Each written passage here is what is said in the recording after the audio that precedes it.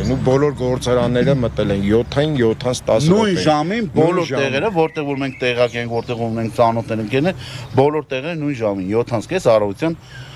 ոստիկանական խմբերը մուտք են գործել եւ Անցու 6-ին աշխատողները եկել են գործի, որ գան իրանց բերիվով իրանց շորը, որ մտնեն աշխատանքի, մուտքը փակել են, չեն թողել, սաղին հետ են ուղարկել։ Ու մինչև հիմա այտենց էս 8-րդ օրն է։ Ու տենց անորոշ վիճակ ու ոչ մեկին էլ ամեն ինչը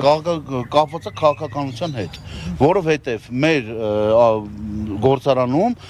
մի որոշ ժամանակ առաջ նորից ստուգողներ են եկել, բոլոր ամեն ինչ կոմպյուտերներն են նայել, մնացածներն են։ Եթե ինչ-որ խնդիր լիներ, այդ վաղտ կասեին, ոչ թե դրանից հետո մի 10 օր հետո, 15 օր հետո, նույն ժամին, նույն օրը բոլոր գործարանները փակվում է։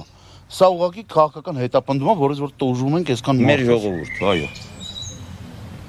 Իրանց խոսակցությունների, իրանց իրար ընդհարումների պատճառով ժողովուրդն է տուժում։ Ու եկուս մի սա բանկերի, որ այդ մուծումները չեղավ, մի ժամ ուշացնում ես, մի անգամից սկսում են սև ցուցակ։ Ինչով ապրեն այս ժողովուրդը, ինչով տանեն փակեն։ Ղարաբաղից,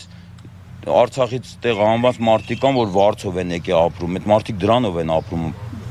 Այս աշխատավարձով։ Հիմա կոմունալի ժամանակ է եկել, մուզման ժամանակ է եկել, երեխեքի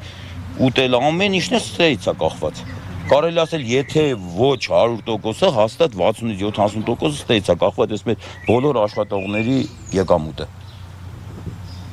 Այո, լավ ուզում խոսեք, եկեք մի քիչ հովին գնանք նայեք։